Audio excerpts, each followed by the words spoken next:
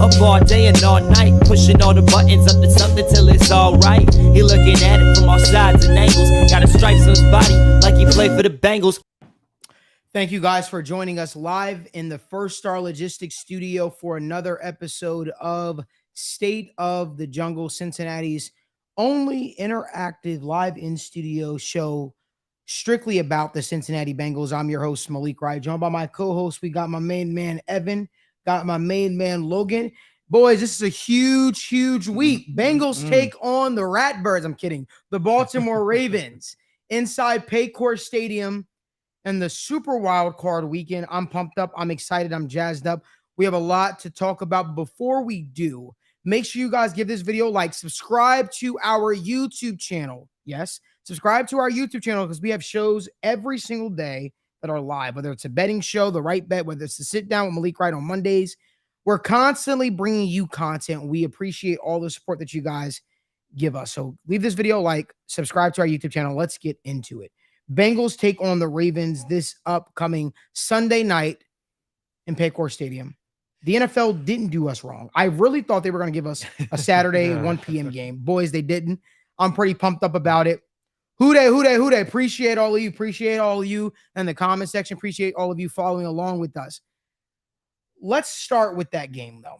What are the keys to victories for the Cincinnati Bengals? Usually I talk a lot. Usually I kick it over to Evan. I'm actually going to have my main man Lolo over there start us off. Yeah, I mean, it's the Ravens. It's not like we got some unfamiliar opponent rolling into town this week. You know, I wish we could give some different answer, but it's the same thing. Like I said, you have to stop the run against the Baltimore Ravens. Obviously, we don't necessarily know who's going to be the quarterback, but at the end of the day, they are going to run the football. So obviously, DJ Reader and the linebackers and everybody needs to be on top of their game. You know, even last week, they ran the ball pretty well with pretty terrible quarterback play. So we got to make sure we're on top of that. And then, you know, the age-old one, just take care of the football. If you take care of the football and stop the run, it's just like I can't see the Bengals losing. Like, if Joe Burrow just has time to throw, obviously we got to see how the offensive line holds up in their first, you know, kind of like full week of play. But it's just kind of really the basics. Again, it's Baltimore Ravens, not some crazy new opponent we haven't seen before. Stop the run, protect the football. Simple, a little bit easy, basic, but sometimes that's all it takes. Evan, what are your thoughts? I think he touched on it a little bit there. One of the big keys to the game, I think, on offense is going to be giving Joe Burrow time to throw. And we're talking about how much time. He averages about 2.49 seconds per attempt.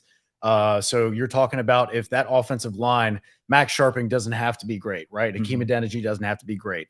It can just be, hey, can we buy Burrow 2.5, 3 seconds?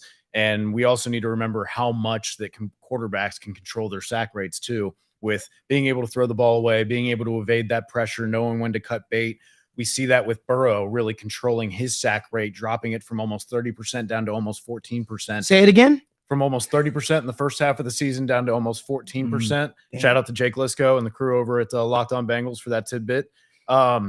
It's definitely something he's controlled. He's taken ownership of. We've seen him try and create and how that can sometimes not work out. And he's really cut down those negatives. So that's going to be big. You have that guy who's mobile, who has that control. It's going to help them out. They just need to be competent. They need to be average. And Max Sharping has been that. He's got 2 seasons with a PFF grade of at least 59, which is smack dab right there about average for them. So if he can just be that guy that he has been the majority of his career, I think the Bengals just sail and go ahead and keep coasting on this offense. You know, I think the Cincinnati Bengals want to establish their run game. You don't want to put too much pressure on some of the guys like Hakeem Adeniji or even Max Sharping. I know Max Sharping was a guy that tested really well when he came out. Athletic. This is a guy that a lot of people were high on and things of that nature. It didn't work out for him too well in Houston for whatever reason that may be. But, you know, if there's one thing that I have noticed is the Cincinnati Bengals can make it work, especially when you got a quarterback like Joe Burrow, who definitely can, you know, buy more. He can buy more time in the pocket. And let's be honest with you, a quarterback like Joe Burrow, he's always going to get hurt, right? I mean, I'm not hurt. Sorry. Well, he's always going to get hit. He's always going to get hit. He's always going to get hit. Oh, giving people a heart attack there, Malik. Chill out, all right? No, I'm sorry, guys. This is my 3rd show this week. He's always gonna get hit because he's gonna always look to extend plays and, you know, and try to make a play. So I think when you look at it, I'm not too worried with, you know, Max Sharping and Hakeem Adeniji, you know, starting on the right side. I think that the Bengals offensive line will be fine. He's gonna take his hits, right? It's about minimizing that, though. Yep. Right. It's about minimizing that. How do you do that? Well, you put the ball in Joe Mixon's hands. You put the ball in Samaje Perine. You want to make sure you try to take as much pressure off of this offensive line as possible, right? And how do you do that? Is you take the air out of the ball, you run the ball. I think the Bengals could have a lot of success against the Baltimore Ravens in doing so. I'm really excited about the game, but I'm not going to be that guy that says the Ravens have no chance in hell. I'm going to just say this.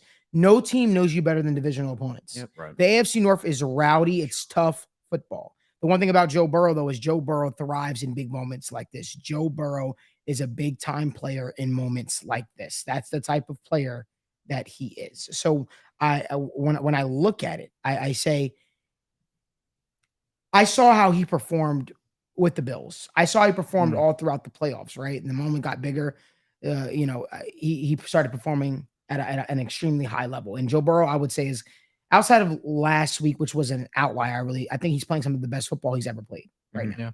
Yeah. I think that this Bengals football team is going to be rolling. And it's funny, I was talking with some of the guys here at First Start today, and I said, honestly, I think the Ravens, defensively speaking, might pose the biggest challenge to the Bengals in the playoffs. Yeah. Genuinely speaking. I know that sounds crazy, but the Baltimore Ravens know the Cincinnati Bengals. I don't think that the Bills defense can pose the same threat that the Ravens defense can, or the Chiefs defense can. Chris Jones is the only one who would be really terrifying on there. I know they've got George Karlaftis, who's had a pretty solid just rookie year in general. But yeah, definitely that Chris Jones with what we talked about previously, the cluster of injuries that they've kind of experienced, especially at that right side of that line. That's definitely going to be a challenge. And you know that opposing coaches are going to game plan for it. They're going to try and attack that weak spot, knowing that there might be communication issues. I expect to see some of those stunts and twists to try and get them on some of those plays. Not like you said, a little bit about how the Ravens defense is one of probably the better defense that they're going to face in the playoffs. Yeah. They're still not the Ravens defense that people are used to. Agreed. There's no Terrell Suggs. Agreed. You're missing no Ray Lewis. You're missing Brandon Williams on the middle, who's been one of the better interior nose tackles throughout that time. I'm blanking. I'm blanking on the other nose tackle that they have who went on IR. Michael Pierce. Michael Pierce has kind of taken that role from him and been one of the better interior defenders there, but he is on IR after having ankle surgery. So I don't see that dominant player. There's Justin Houston there, who has gotten a high sack rate, but hasn't generated necessarily the amount of pressures that you would expect to see. When you look at their PFF pass rushing grade, they're outside of the top 30. Their highest graded pass rusher is Justin Houston, and he is 31st. And obviously, Odafe Owe is a very talented young player. So is Matabuke on the inside. They're both talented, good young players. When you look at their production, though, it hasn't been consistent. They actually both had some of their better games, according to production and PFF grades, against the Bengals. And so we'll see if they rise to that occasion again. It'll be interesting to see if those young players who have had those flashes can bring that again. But I really do have that confidence that the Bengals will be able to hold up against that. My question is what you guys think about what the linebackers for the Ravens pose a challenge as, in terms of what you have with Roquan Smith, who's been excellent since he's gotten there from the Bears, and with Patrick Queen, who looked like he was an absolute bust for 2.5 seasons. And as soon as Roquan there and he got freed up for his role, he has been one of the top, I think, 10 graded linebackers they both have since they arrived in Baltimore. I think it's you don't put a lot on Patrick Queen. He thrives. You know what I mean? When you ask him to be the leader of the defense, that's never going to be his game. You want Patrick Queen to be able to play free, loose, and let him be an athlete. Literally that, and that's, I mean, to be honest with you, that's why he got drafted where he got drafted. He didn't have the stats to back up to justify him being drafted in the first round. Everyone fell in love with his 40 time, and that's why he was in the position that he's in. So you get a guy that's truly an elite linebacker in a Roquan Smith. That is a game changer, right? He is an absolute game changer at the linebacker position. He is of the Levante Davids and things of that nature. And people, it's funny that we're talking about what the addition of Roquan Smith did for Patrick Queen. It reminds me of what Levante David was able to do for Devin White, right? And then you start to see when Devin White's asked to do more, you start to see him struggle, because these guys aren't necessarily the prototypical linebacker you're looking at. And you say, you know what, we want you to be the leader of our defense. We want you to have the responsibility to communicate things of that nature. I like me personally, I look at Jermaine Pratt. It's funny. I was at dinner the other day at Chris Roof Steakhouse, and some guy says Jamar Pratt. He says, Jamar Pratt comes in here all the time. I was laughing. I couldn't stop laughing. But Jermaine Pratt right now is performing at an all-time high level right now. So you have to ask yourself. I know we're talking about the Ravens linebacking core, but it brings me to our linebacking core. Right. Who do you think is the better linebacker right now out of Logan Wilson and Jermaine Pratt? It's a very real conversation. It's a conversation that I don't know. I was sitting back the other day and I was like, you know what? I don't know what you do in that scenario. I think both guys are playing elite right now, but I also think that because Logan Wilson is the eyes and ears of the defense, and he is the X's and O's guys, things of that nature. And I'm not saying that Jermaine Pratt or Akeem Davis-Gaither or any of these guys aren't. I think Logan Wilson allows Jermaine Pratt to do a lot of what we're seeing Patrick Queen able to do, alongside a guy like Roquan Smith. What are your thoughts on that? I think that's a good point, and I wonder if, like we said, some of these top dollar linebackers are getting between $10 and $12 million now, and obviously this is similar to the situation with Jesse Bates, where these players have generally such short careers, and they deserve to go and get their money for the maximum dollar that they will be paid. No one owes anybody a discount. With that in mind, obviously you've got Logan Wilson and Jermaine Pratt with Jamar Chase and T. Higgins, as we previously referenced. I wonder if the Bengals don't opt for that sort of Patrick Queen, Devin White model that you referenced, where they say, hey, we're going to go with what's consistent and what we think is our captain, our leader, our guy in the middle of this, in the heart of this defense, and say, Jermaine Pratt's contract year, we're going to let somebody else pay for that. And, to be honest with you, I 100% think Akeem Davis-Gaither is going to get a bigger role. Right. And that could be the play. And maybe they – sorry, go ahead. I just said he deserves one. I mean, Akeem's kind of like that model we're talking about. The linebacker position is rapidly changing in the NFL, just like everything. It's just athletic based for the most part. I think Akeem fits that. I mean, just as good as any other athletic young linebacker in the NFL. Maybe we do see it next year. Maybe we don't. But we got a good linebacking core. So regardless, probably the best linebacker core we've talked about on the show before. One of the best linebacking cores this organization has ever had, top to bottom. So it's good. Back since Dhani Jones was here, right? And all those guys. Yeah. Also, I just wanted to say on the linebacker point, if they do opt to go that way where they promote Akeem Davis-Gaither to that role, and then they decide maybe to add another athletic guy in the draft, we do know that linebacker, much like interior of the line, whether offense or defense, is something that you can find quality starters in rounds 3, 4, 5, whereas it's not like these premium positions where edge rusher, corner, where such a large cluster of those successes in the NFL are found in the first or second round. So the Bengals having a later draft pick, the Bengals possibly waiting on that and addressing other needs first, that's not going to preclude them from taking a linebacker if they decide to go that way. I mean, all the linebackers we have, Logan Wilson, 3rd round, Jermaine Pratt, 3rd round, Akeem Davis-Gaither, 4th round. Right. We've had success at it too, at least. So it's not like it's a little bit more familiar for them to draft them in that area. Which is Evan, Logan, we got a good question here. Chris is asking, he's asking about PFF grades. He says, PFF grades make no sense to me. Rankings are weird on the site. I think this is a good chance, kind of let the audience know, like, what is the benefit of using these PFF rankings? So it's important to remember that PFF grades are basically production scores. They're saying, how efficient were you with the snaps that you had out there? That's why you can get people with low snap counts that have high impact plays in a small sample, and they may have a 90.1 grade. And then you look at it and say, wait a second, all-star guy right below him in the rankings is should be better than him. He's better than him.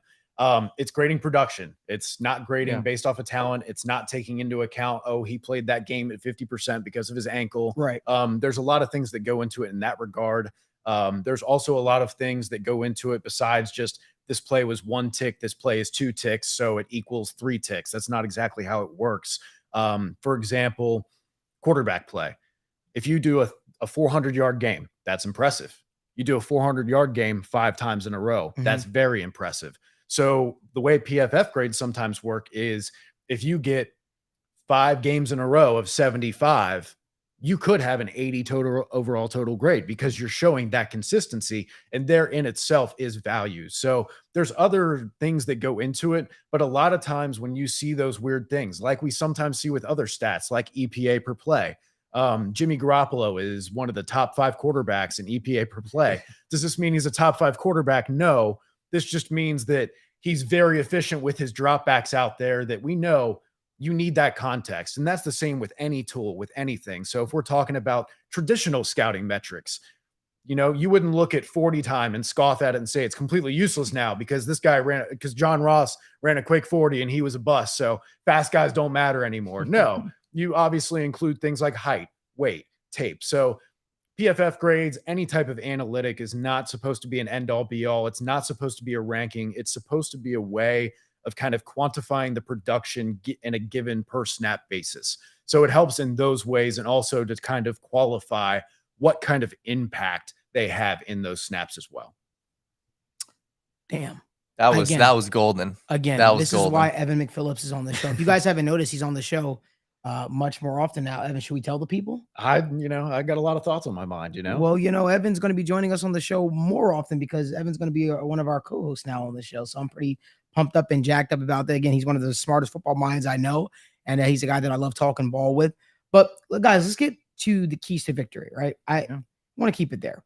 I think the Bengals' keys to victory is, getting the ball. Joe Burrow needs to get the ball out of his hand quick. Mm-hmm. Get the ball out of his hand quick, establish the run game. I know that sounds very cliche, so to speak, but I also think what's going to be very, very important is for the Cincinnati Bengals to get the ball to their Jimmies and Joes, right? And not always go with the X and O's. Feed Jamar Chase. Yep. I love Jamar Chase against any one of the Ravens corners personally. And it seems like, we were at the game on Sunday. It seemed like they were trailing Jamar Chase a lot with Marlon Humphrey. Mm-hmm. I like that matchup. I'm not shying away from that matchup. To me, if you ask me, if you're putting Jamar Chase and Marlon Humphrey on, one-on-one with each other, I'm giving Jamar Chase as many opportunities as possible, but get creative with it as well. Like, let Tyler run a couple pick plays, let Tyler Boyd, let Trent Irwin eat, things like that. But I think you definitely can establish the run game. Another thing that I think I've noticed with the Ravens is they don't do as great of a job as I thought they did, covering running backs outside the backfield. I think you can check the ball down to guys like Joe Mixon, so on and so forth. And I saw Joe Mixon had a 30-yard run. Now I get it. People are like, "Oh, it was against our backups." Was it really? Outside of Marcus Peters, those were your starters in there. Right. You know what I mean? And I think that there's some real opportunity there. There's a guy on the Bengals roster right now that I'm really, really hoping is going to be active for this game. His name is Chris Evans. And I think this could be a game where Chris Evans can absolutely expose the Baltimore Ravens defense. Just my take. Ev, what do you think? Yeah, no, I agree 100%. And I'd like to see a little bit of Samaje Perine mixed in a little bit, but you said a good job of, just trust your players. You got these guys like Joe Burrow who are just, we saw him dancing through the pocket all day and during the Ravens game, doing these incredible things that even when you think you have him, you don't. And it's the same thing with Jamar. I mean, as soon as you think you have him wrapped up, he's smoked and you're grasping at air and he's gone by you. Yeah. So he can turn that little slant into a house call. And so you definitely want to try and utilize these different weapons. Obviously having Hayden Hurst back is going to be huge as well. And that he had a nice little contested catch I saw where they had a little back shoulder action. It was good to see them hook up again. Like, how about the no look? Oh, the no look pass. See, that's the thing is you don't want to say that. If that was other people, like it would be a lot bigger deal. Let's just say that. But anyway, let's stay there. If it was other people, what are you talking about? Nobody else in the league does no look passes, right? No. Nobody else in the league does no look passes, and it gets played on the old wide leader in sports in ESPN, and you see that played all the time, right? Again, nothing against Justin Herbert, Josh Allen, or Patrick Mahomes, but if any of them did it, it'd be making the rounds. I promise you. But that's beside the point. We're getting back on the topic with the Ravens. But I agree with what you said. I think this offense can get more comfortable with themselves. Sands talked about it on the Locked On Bengals podcast. 2 shout-outs now. I'll take my paycheck in the mail for that. Thank you. He's made a good point that maybe they were a little bit going back to some of the week 5 stuff and giving the Ravens the same sort of looks, going back to some of the things that we know were a little bit more difficult, where they had some execution issues, trying to put that back on tape and obviously not give anything. Not necessarily a vanilla game plan, but different game plan. Mm-hmm. And so I think both the offense and the defense are in the lab right now. Right. And I think they were in the lab last week too, because if you think about it, they basically got an extra week to prepare for their playoff opponent because they had a pretty good idea of who it was going to end up being. And I think old mad scientist Lou has been dialing up some simulated pressures because he's sitting there licking his chops, knowing that he's going to have a backup quarterback in that game, looking at Tyler Huntley. Wait, do we know that though? Do we know that? I think they're expecting that, but preparing for Lamar, right? Obviously, you're ready for any subterfuge when it comes to the Ravens. There's obviously reports of quote extreme swelling in Lamar's knee, which is supposedly 12 weeks after it. I don't when it actually happened. I'm not sure. I have some anymore. insight on that too. I want to talk about Lola. We're going to talk about the next topic. Go ahead. Let's talk about it then. Go for it. Should we talk about that, Daniel? All right. So here's what I do know. Lamar Jackson is really dealing with a PCL injury. I don't know if it's about the contract, but I do know he was pissed that the Ravens gave Roquan Smith. I know obviously he went on social media and he said what he said, but as it was told to me, he didn't take too kindly to the fact that they made Roquan Smith a priority, yet and still he's their quote unquote franchise quarterback out there, and he didn't get. That's why I put that tweet out there that I said, because I think Lamar Jackson's seeing it in a lot of other ways. Today's price and yesterday's price, and I think the biggest thing, and hopefully we're at the next topic, right? We're at the next topic, right? So we want to make sure, like I want to just preface this by saying that even though Lamar Jackson and the Baltimore Ravens are quote unquote division rivals, let's not discount the fact that he's a tremendous talent. Absolutely. That this guy is the reason why the Baltimore Ravens are even competent or even in the position that they're in. The way he's been able to put that Ravens organization on his back. Mm-hmm. Now you can debate if he's deserving of the contract or not. He's a former MVP. Mm-hmm. I know he hasn't really had too much, but if you ask me, Lamar Jackson isn't a guy that you can easily replicate. I also don't think he's been given the best weapons to replicate that. And the one guy that he did have in Hollywood Brown was in and out of the lineup. I will say this, though. It's absolutely disrespectful the way the Ravens have treated this situation. It is, to be honest with you. You got to ask yourself, because I just remember when Joe Flacco, for instance, was the quarterback there, right? And I get it. Joe Flacco is more of a traditional pocket passer. Mm-hmm. You sort of got what you got out of him. He got paid. Now that's coming off the Super Bowl and things of that nature. I just think that you've built this whole identity on your offense around Lamar Jackson, and now it's essentially them tearing it down. So only person that knows the severity of their injury is Lamar Jackson, and if he could play as Lamar Jackson. But to be honest with you, if I'm his agent, which Lamar Jackson doesn't have an agent, he's listening to his friends and his buddies. Right. He's representing himself. But Roquan Smith is also representing himself, right? They had no problem making an off-ball linebacker the highest paid off-ball linebacker in NFL history. Mm-hmm. Why can't you make a guy that's won MVP and has dominated? Why can't you give him the contract that he deserves? Do you think Lamar Jackson can take you to a Super Bowl and win you a Super Bowl? You don't want my real answer on that one. I'm asking you. I'm sitting here looking you in your eyes and asking you right now. No, I don't. You don't. I don't. I don't think his play style is conducive to playoffs. Even if he does get the environment, those receivers that we talked about, he gets more than one. Possibly. Now, possibly. Yes. If Nick Foles can win a Super Bowl, Lamar Jackson can win a Super Bowl, right? Come on. I'm not here to discredit or say, but I just think that with the current crop, it's very challenging, very, very difficult. You definitely have to have that elite. You take Lamar Jackson and you put him in Miami. You take Lamar Jackson, you put him in Miami with Jalen Waddle, with Tyreek Hill, with Mike McDaniel, the weirdo. Hey, genius. Come on, man. Genius, but weirdo. Weird genius. Come on. That's fine. Weird genius. He's very strange. On Mike. I think he can do something in Miami. Yeah, I do. Absolutely. I think the weapons there are Mike Gesicki. Yeah. We don't know how long he's going to be there. But yeah.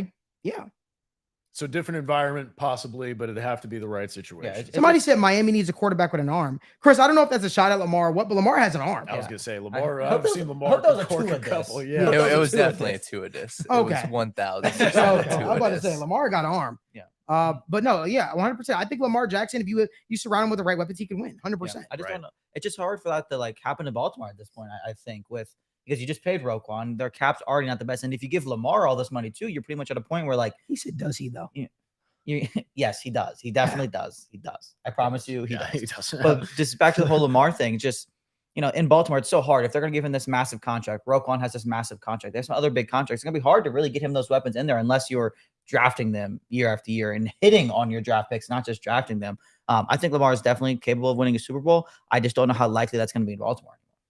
It's not going to happen in Baltimore. Yeah, it's 100% not going to happen in Baltimore. I don't think, like you said, the play style with the way that the NFL is going right now, especially think back to how everyone was feeling shell shocked after the Josh Allen, Patrick Mahomes shootout game.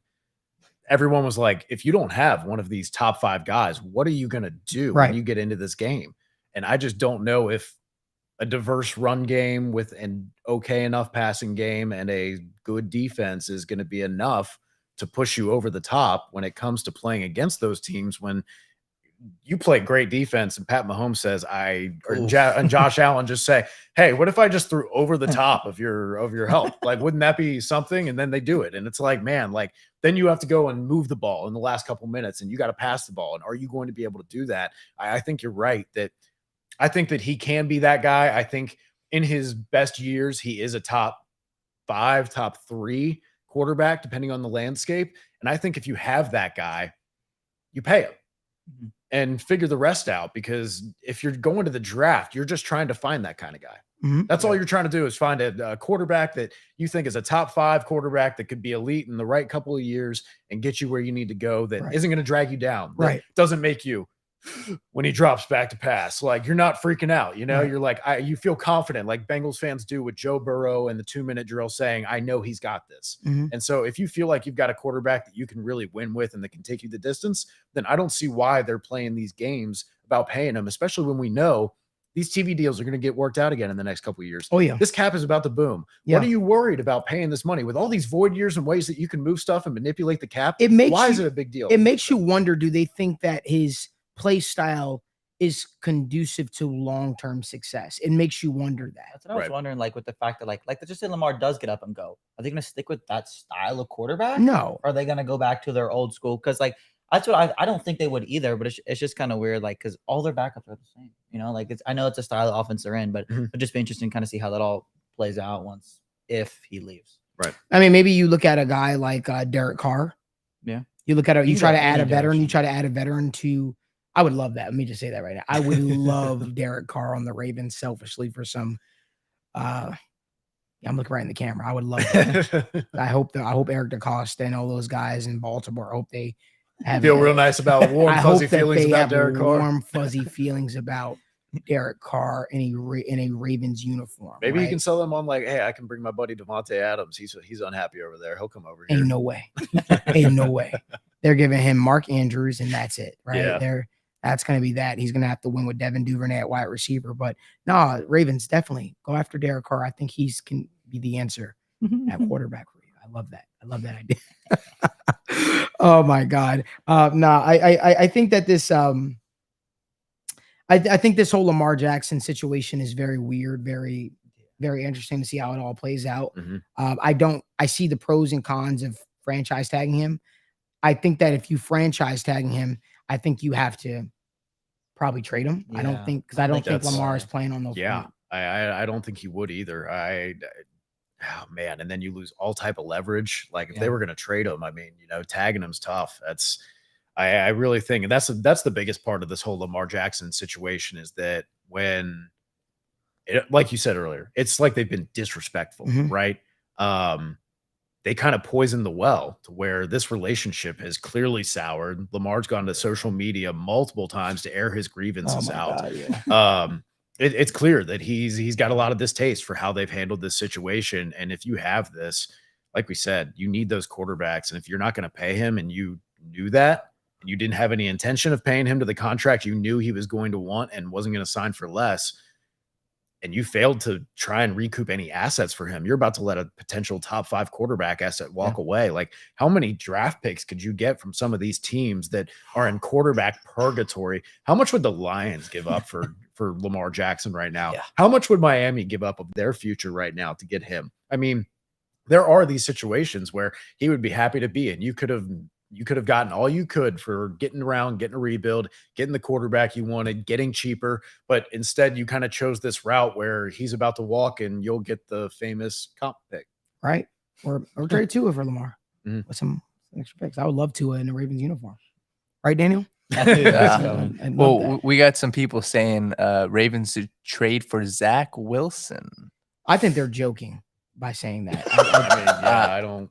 I mean, that is a quarterback. You can I don't know. For free right now. I'll be honest. I don't think that they might be joking. I don't know. They've got to be. The only like semi-logical guy that I kind of always liked in Baltimore, I don't even know if he'll leave his current situation, I think Daniel Jones would be pretty good. In I was just Baltimore. thinking about Daniel Jones. I don't and know. I was looking I have a over name- Malik I have because I have a name for y'all that nobody's talking about. And me and Daniel were sitting down and we were eating a little Skyline chili, a little plug there. Maybe if you want to become sponsors of the show, you could. I'm kidding. But what about Aaron Rodgers? He's so weird. What I don't about think- Aaron, surprise me. what I don't think about- he'd be interested. what about Aaron Rodgers, in Baltimore? Who says no? I think that makes a lot of sense. I think Aaron says no. Probably. I think Aaron looks at the I think it's much more situation. likely Aaron joins Bill Blicky over in New Bill England. Blicky. Over in New England. I do. Look, I think if there's one, I know this is a Bengals show, State of the Jungle, right? But I just can't help but talk It's about fun. this. Right. Fun. What if the Patriots go after DeAndre Hopkins? Then Bailey Zappi's going to look really good getting a hit throwing to him or just missing it. You said Tom Brady? He said Bailey Zappi. I said Bailey Zappi. So I didn't pretty say much, Tom yeah. Brady. I heard you say Tom Brady just now. You said Tom Brady or Jimmy Garoppolo will look good throwing to DeAndre Hopkins in a Patriots uniform. That's what you just said. Yeah. Malik's just taking words out of my mouth, I guess. Yeah, sure. Go ahead. That's what you're calling your shot. You're saying Tom Brady there, not to the I Golden think Coast that you were I'm making talking about? I'm making a play right now. Are you? I don't think McCorkle Jones will be the starting quarterback of the New England Patriots next year, and I think Jimmy Garoppolo or Tom Brady are back in New England. Do you think they have an actual And I think it's gonna be offensive Jimmy coordinator Garoppolo. who's called plays before next No, year? probably not. Probably not, because the one that they're used to is probably still going to be the head coach of the Raiders. Not unless Bill O'Brien says, you know what, I'm leaving Alabama. To be quite honest, he needs to. He needs to. I wish. He needs God to. bless. That's different show. Different show. He needs to. 100% different show. So, how do you guys think the Cincinnati Bengals? Because there's been a lot of talk this week, right, between of disrespect, quote unquote, from the Bengals. The Bengals side, the Bengals have been saying the Ravens did a lot of disrespectful stuff, a little shady stuff during the game, and I gotta ask, how do you think the Bengals team to respond? Do you guys think they channel that energy in a positive way on Sunday, or do you think that they're getting a little too carried away with that whole, we got to get him back type stuff? I mean, I think it's a little bit of both. I definitely think there's, validation to their thoughts and their feelings. And this is the kind of team that uses that as their motivation, as they should. I think every team kind of responds in that way. The Bengals they like to talk to. They're a little, chippy and stuff too. I think it's going to be a very, very, very physical game. It's just going to be fun. It's one of those, like, everybody's going to talk their shit and just go at it. And those are the kind of games I can sit back and enjoy as long as everybody stays healthy. I don't really care. Obviously health comes first. I hope everybody does. But I mean, I can get down with some trash talk and just play and smash mouth football. I think the Bengals will thrive in that scenario. Yeah, I agree with him. I think that obviously you hope it stays clean in the sense that no one's grabbing at ankles and trying to twist anything or roll up on anything, and nothing dirty in that sense. Obviously there's going to be some trash talk between these rivals, between meeting in the playoffs again, meeting back-to-back weeks. Obviously there's no love lost between them, and there's plenty of bad blood to go around. Geez, red leather, yellow leather, red leather. Anyways, no, I really think that they're going to respond well, as we've seen them do. They responded well to the challenge of the Bills. They came out ready for that game. I think you're going to see maybe a lot of the coy celebrating just one step past the defender, so you avoid that taunting call. Maybe just looking the exact opposite way and saying a few choice words like you're not actually talking right at them. But I think they're going to channel it into a passion that often ultimately results in production. And I think they're really going to bring it. One thing's for sure, two things for certain. We need to make sure we pack out Paycor Stadium, make it as loud as possible. Right. For the Baltimore Ravens, we want to make sure we show that this is truly a playoff atmosphere. Joe Burrow said the Buffalo Bills game was the loudest venue he played in, pregame experience that he's ever had. Wow. I think that this is the Bengals have an opportunity to the fan base has an opportunity to make things really, really uncomfortable for the Baltimore Ravens. And I'm excited for that. I think this team has a different mentality. And I love what Joe Burrow's response was this week, man. As long as I'm quarterback, as long as my career, that's as long as the Super Bowl window is. And that's how every franchise quarterback, quote unquote, elite quarterback should be looking at the picture, to be honest with you. It shouldn't be, 4 years, blah, blah, blah. No, Right. As long as that guy is the quarterback, the window's open. As long as, it doesn't mean you're going to win it every single year, but the window's open, right? You're going to have a chance every You're single going to have year. a chance every single year. And I think that's important to put in perspective. Before we get into your questions, make sure you guys drop your questions down in the comment section. This is the part of the show where we jump in and we answer all your questions. Truly, again, this is the only Bengals live in studio interactive show where we talk to you guys answer all your questions. Even Ravens fans, I see some of you guys in the comment section right now. Make sure you guys drop your questions. Even if you want to talk a little trash, I'm down for a little trash talk. I'm all for it. But before we do, if you're looking to start your career today as a broker, no place better than First Star Logistics. Been out here since September. They've treated us like absolute family here, right? I hang out with a lot of the First Star guys outside of the work environment, and we even had an opportunity to go down to Tampa, watch the Cincinnati Bengals roll on Tom Brady. In the Buccaneers. It's been an absolute fun environment. And, you just hanging out with the First Star employees each and every single Sunday. It's just been awesome. So again, if you're looking to start your career today as a broker and make as much money as possible, they teach you how to run your own business. No place better than First Star Logistics. Make sure you apply today. The link is down in the description. This is part where we answer people's questions and we get all into it. I'm pretty excited about it, pretty pumped up about it, because this is the Bengals Ravens preview show. Big game this week. Huge game this week. Daniel, let's get into it. So we got a lot of good questions. I'm going to go back to the start. Somebody said, when is Trey Hendrickson's, or Chris said this, when is Trey Hendrickson's cast coming off? Any news on that? I mean, to be honest with you, in regular, if he was a normal person, he probably wouldn't be playing right now, to be quite honest with you. Right. But Trey is going to be playing. I don't see that cast coming off for the remainder of the season, to be quite honest with you. I don't think you'd risk it. No, I There's don't no think you'd point. risk it. Yeah. There's no point. He was just fine. Yeah. Yeah. Yeah. Exactly. So question here from JC Kirk, not a Bengals related, but I think the Bears should trade out of one and build around Justin Fields, potentially trade something, get D-Hop. Do you guys think that they go QB, Will Anderson, or trade out of number one? That second round pick that they traded for Clay Poole would have been great for DeAndre Hopkins. Yeah. Just throwing that out there, because isn't that the exact same thing the Cardinals traded to get DeAndre Hopkins, a second round pick? David Johnson. You probably could probably trade a third round pick for him, Yeah, and things of that nature. Once you announce that you're openly looking on that Yeah. market, that really just tanks your trade value. And Right. obviously the players have the right to do that. That's just, obviously it's unfortunate for the team that kind of does that. But yeah, I definitely think you could have gotten him with his age and his contract status. Yeah, I think you could have gotten him with a second or third easy. Yeah, but now you're stuck with Chase Claypool. Jesse Tyler has a question about Sunday. Who do you think starts at quarterback for Baltimore on Sunday? Any guesses? Yeah, You got it. probably. I have a really hard time seeing Lamar Jackson sitting this game out. I do guys. too. I was gonna say that. I think that they're one for the theatrics, and everything I've been told that he's not playing. Yeah. I don't know that to be the case, and I'm not putting my name behind that, because it's like the other day I put my name behind after I was told by a source I don't typically use, but I was told, Tua is 100% out, not playing.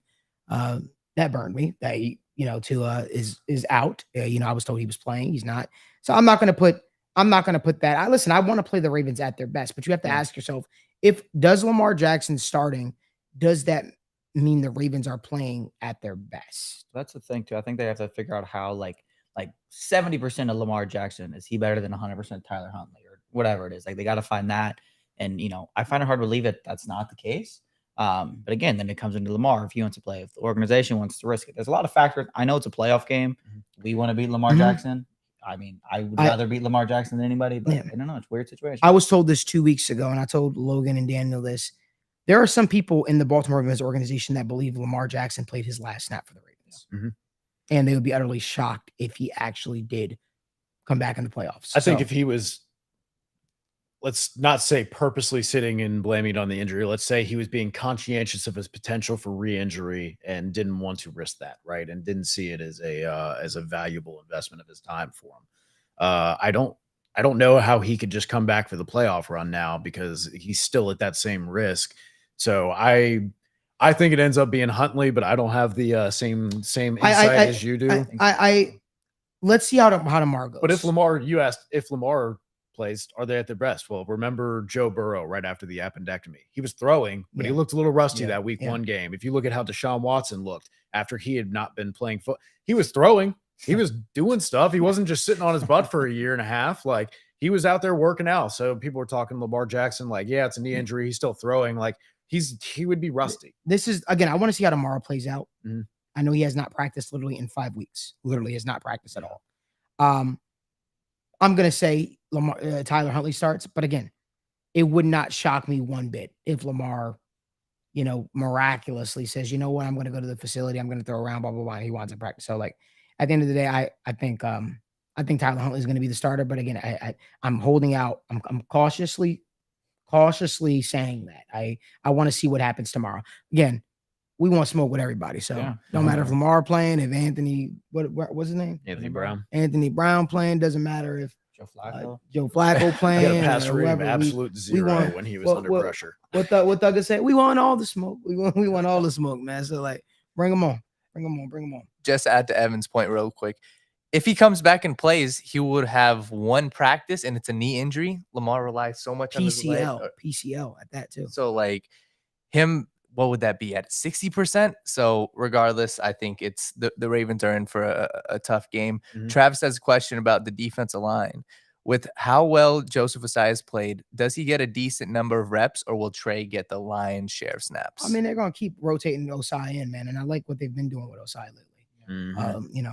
So I mean, Trey Hendrickson's the starter, so he's going to get majority of the reps, but no, we like that. Whoever was out across from Ronnie Stanley last week was working them. So as long as that stays the same, I don't think they care who's out there. Right. It's also important to keep that rotation fresh. I mean, you're in the playoffs here. This is the home stretch. You don't want to wear anybody down. Obviously, you have Cam Sample. Like he had a little bit of an injury scare there. You had Sam Hubbard, obviously, is coming off a recent injury. You don't want to push anybody harder than you need to. So if you can really rely on that rotation and trust that depth, then I think they will definitely do that. Agreed. So aside from the obvious names, who's your guys' biggest X factors for the Bengals on Sunday? The question was from Sean.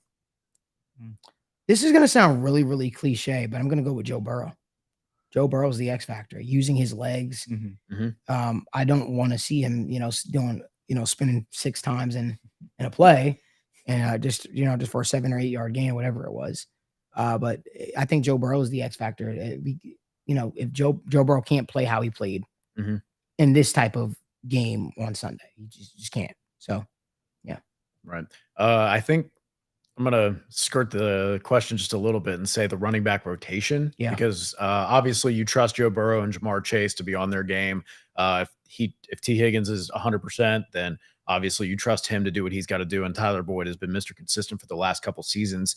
Then it comes back to, like you said earlier, can they give that consistent run game that is not hurting them, that's not putting them in 2nd and 12, that's not putting them in 3rd and 8, 3rd and 9 when they try and run the ball. Someone where you can, even if you're not getting that push from the offensive line, having these backups in there that the running backs can create for themselves, that they can force missed tackles. And that's something that obviously Joe Mixon has done a good job of kind of making people miss sometimes, but can tend to go down on first contact. We've seen Samaje Perine kind of plow through some piles. You definitely just want to see that fight from those running backs and just generating those extra yards other than the blocked and designed yards.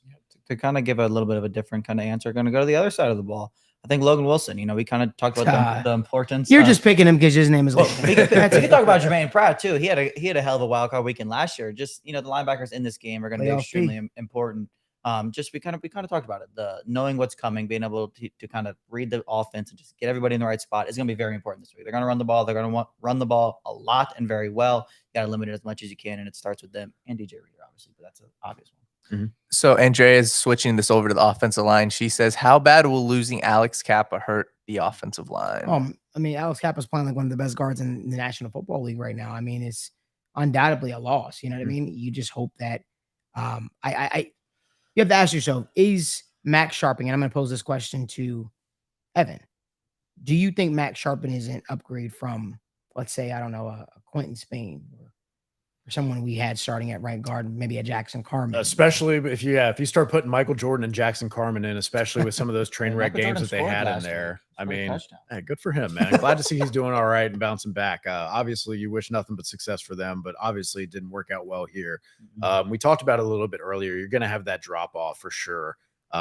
It's not about being Kappa. It's not about being Lyle Collins. It's about being 60 or 70% of them, right? It's about giving them that little bit and not falling. Right. And that's the big deal. So obviously you're not expecting that same kind of production, but I think the real difficulty is continuity. Yeah. Because as much as there might be a competency there, the communication And Yeah. passing things off, the timing of things can definitely be difficult when you're playing with guys. Now he's been practicing a little bit but he hasn't been running with the starters all the time. So it's that kind of works. But I me. think that also that's the difference of having a Ted Karras at center Mhm. versus a Trey Hopkins. I think Joe Burrow was crediting Ted Karras for always making sure the communication was That's a good point. never lacking. It was always up to par. And I think that we might see that, having a veteran center like a Ted Karras. Mhm.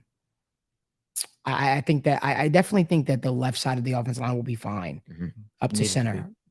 I have hope that as long as the right guard position is Competent. is competent, sustainable. Cromulent. I think. But I'm very, very. I like Max Sharping a lot. Yeah, though. you touched on it too a little bit before.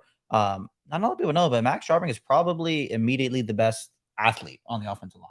I know it's weird to say the offensive linemen, athletes are big guys, but he tested far and away better than anybody else on that offensive line. I think the Bengals just find a way to use that. Whether it's pulling him a lot, getting him out in space, kind of like they do with Leal a little bit. I know they're different positions, but you can still play offensive linemen to their strengths just as much you can with receivers and running backs and stuff. So everybody's kind of, pressing the panic button on T. Higgins. So before we get to that, I want to just say one thing. Earlier, there was a report that came out there from an unverified source and things of that nature who said, Alex Cap is expected to miss the remainder of the season. I just want to preface this because I've getting a lot of DMs about that. That's not true. Right now, the Bengals do not know the extent of injury. So I would just say cautiously be wary. Again, this is the part of the off season, right? Where you get all these weird reports out there from people who just want to, Twitter blue guys they- who yeah, get they the just wanna 1 blow month out there, so- subscription for the check to just the send out offseason. that joke tweet. Yeah. So I would just say, unless you hear it from people who've actually been reporting on Bengals news for quite some time and have been accurately doing that, just hold your horses. So like I said, there is no final designation for Alex Kappa just yet. And that is something that came to me directly from someone on that staff. So that's all I'll say. So keeping it with the injuries, T. Higgins. Concerned at all about T. Higgins? Obviously, he didn't practice today, but any concern about Higgins? No, I think Higgins will be fine. Just sick apparently today. Yeah. So happens. Awesome. So Chasten has a question about the AFC. Assuming Bengals and Bills win, can you see the winner of Jaguars Chargers beating the Yes. Chiefs? Yes. Yeah, And especially if that's a the Chargers Chargers. game. I think Yeah, the bro, that's I a don't. divisional I got game. Wouldn't you I say think that- anybody in the division could beat anybody in the North? This is literally the theme, right, of the playoffs so far. Division. Mhm. All I'm gonna say is I think that the Chargers. I don't think the Chiefs are going to be in the AFC Championship this year. I don't know why I get that vibe. I don't know why. There's something about the Chargers, man. They had the whole hype coming into the year, and they kind of fell on their face a little bit. Now they're getting healthy. They Healthy have at the Justin right time. Herbert. They got the talent, they got the weapons, they got everything. Coach, maybe not the best, but you can overcome bad coaching every now and then. They're scary. I don't know With what- Khalil what the Mack and ceiling is, Bosa but- there, yeah, absolutely. That's definitely terrifying for any offensive line. So I think getting them healthy for the playoffs is a huge boon for them. And I think, like you said, some people might be sleeping on that aspect a little bit. They've played the Chiefs twice and lost by 6 points this year. So it's not like the Even Chiefs while just owned them. Keenan Allen was out for Yeah. so long and was still coming back, he's looked more himself these last couple weeks. Oh yeah. Obviously, when you're throwing to Josh Palmer out there and whomever else they have after him on the depth chart, that's tough for anybody. Obviously, I know a lot of people have qualms about Joe Lombardi running their offense over there. Not too impressed with how things have worked out. So, but I do think, like you mentioned earlier, they have the Jimmies and the Joes, and this is the time when your players make plays. And that's the difference in the game when it comes to the playoffs like this. All right. Any given Sunday when the playoffs start, it's weird things happen in the playoffs. And Yes, sir. that's what I say. Make sure you guys give this video a like, and also please subscribe to our YouTube channel. We greatly appreciate all the support from all you and Bengal Nation. This is why we do the show. And I wanted to create a show that was interactive for the people. Make sure we answer all your questions, and definitely my insight and the insight that Evan brings and Logan brings. This is why we do the show. So we appreciate you guys. We can't do it without you. So let's keep the questions coming. JC Kirk said Malik's cleanup crew is going to come up huge in this playoff run. Yes, sir. Yes, sir. I agree. I think that the one thing that's been really consistent with this Bengals team since Lou's gotten his guys in here has been the defense. So I expect the defense to continue to show up. in this spot, especially if they're playing a guy like Tyler Huntley. Listen, Tyler Huntley is very talented. Yeah. He's very talented. He's done a good job in Lamar's He's done a stead. good job. Absolutely. I just He think that has. people have film out on him a little bit now. So it's all. I remember last year was coming. It was coming. I think last year was coming a little easier to him because people didn't know what he was capable of, and then it was like, oh, he's passing for more yards than Lamar. Oh, he can also run. And yeah, the Ravens fans out there, some Ravens fans, not all Ravens fans, so Ravens fans will come at me. The W just keeps commenting in the group, Lamar coming. Lamar coming. Lamar coming. That's what you it just keeps. We're not too concerned about Okay, that. brother. That's all right. Okay. Yeah. You know, go Gotta crazy. Play at your best. Yeah, you keep Right. saying Lamar coming. Lamar coming. We see you, brother. It's gonna be okay. I hope he does what's right for him, man. That's Yeah. all I can say. It's gonna be okay. The W. Just show up. Bring a pillow. So we got a guy, Pedro, always coming in with unique questions. He said, is the RPO the answer to avoid dirty hits and manage to win the wild card game, or will it He said, backfire? acknowledge me. Or will it I love this guy. Is he a Ravens fan? I love this guy, man. Come show up to every show. It's funny. He said, acknowledge me. Hit me with the Roman Reigns. Acknowledge me. That's crazy. Acknowledge me. That's crazy. I'm sorry. I didn't even hear the question. What? Say it again. You're good. Is the RPO the answer to avoid dirty hits? I mean, okay, I was about to I'll say something crazy, but no, I think you're gonna still get cheap shots. I mean, Yeah. Tua in the Miami Dolphins, they run the RPOs and we see him getting hit a lot. You're still going over the middle. Yeah. That's still a Yeah. hazardous area to get hit. It's a very timely thing too, as well. right. And it also RPOs allows a free shots on offensive linemen too. That's something I don't like Everything. personally. Pretty That's much something I- everybody's yeah. about besides the quarterback. But even the quarterbacks get, Yeah. they. So yeah, no, I don't think that the RPO is necessarily. It can help, but I think too much of anything isn't a good thing. I think good officiating could be a great deterrent Oh, yeah. against I love that. against dirty hits. So Yeah. maybe that shows up on Sunday. Who knows? Cameron said, Malik, how many touchdowns is Dak Prescott going to throw against the Bengals in the Super Bowl? It's obviously joking. Dak Prescott won't be there. No, I don't think they have the weapons on offense. to I get done think Dak consistently. Prescott's going to be home after this week. You know who they could really use? Who's that? Amari Cooper. Yeah. Wouldn't that Right. be, wouldn't Yep. that be helpful right now? But to didn't they have trade a- him for like a 5th round pick to like the city? Cleveland Browns, something like that. I don't know. My memory's a little bit. Ridiculous. There's no argument, Jerry Jones says, that Tony Pollard, not even a conversation, not even a question. There's no argument, according to him, that Tony Pollard should get more work. That's No crazy. argument. None. Yeah. Ignore all the data and the facts and Yeah. the results and Or the just film. everything that's not in my heart. I'm Jerry Jones, by the way. Jerry McPhillips. Yeah. Jerry McPhillips. That's hilarious. Mr. Whisper has a question for Malik. Love the username. He said, Malik, what kind of impact do you believe Sharping is going to bring on Sunday? I think Sharping is going to be underrated. I think a lot of people are just sleeping on him. I think that's a guy that, to Logan's point, he tested phenomenally. His athleticism. Listen, he didn't work out in Houston, but to be honest with you, not a lot of things work out in Houston. It was a tumultuous situation in yeah, Houston. There's yeah. a lot of uncertainty and instability there. Yeah. That, like, And I don't even know if they really had an identity in Houston either. I'm really curious to see listen, I think Max Sharping can be better it can show better guard play than what we had on this playoff run. And that's all you could ask for, right? Yeah. Give Joe Burrow a little time out there. Camaraderie, with this offensive line is going to be such a big thing, as we continue on this run here. And that'll only help, happen through game reps and stuff like that. He will have his struggles. He's not going to come in and, perform like the best, guard in football. That's not going to happen. But he can also, show up well, especially I'm expecting him to be a big lift in the running game, to be honest with you. Mhm. I'm expecting him to be a big lift in the running game, being out there, being able to pull him, things of that nature, getting him out in space, being able to just, climb to the second level. So I'm excited for Max Sharping in that way. What about you, Ev? What do you think?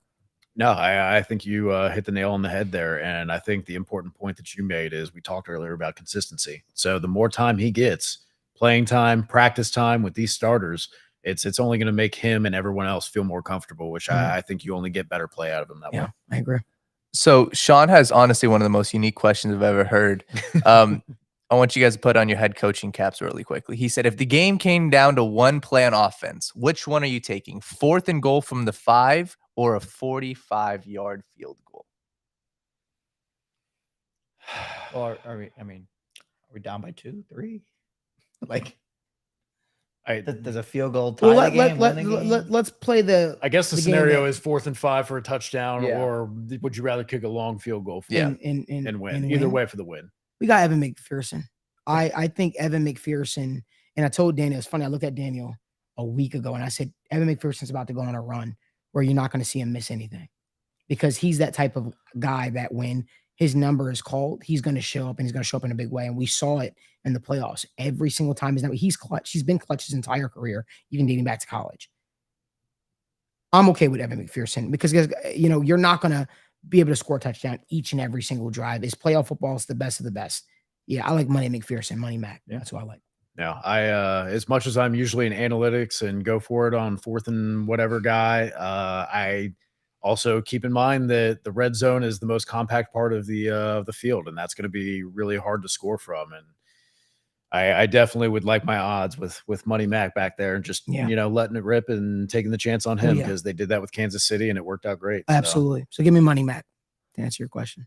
Love that. So we're going to the offseason really quickly.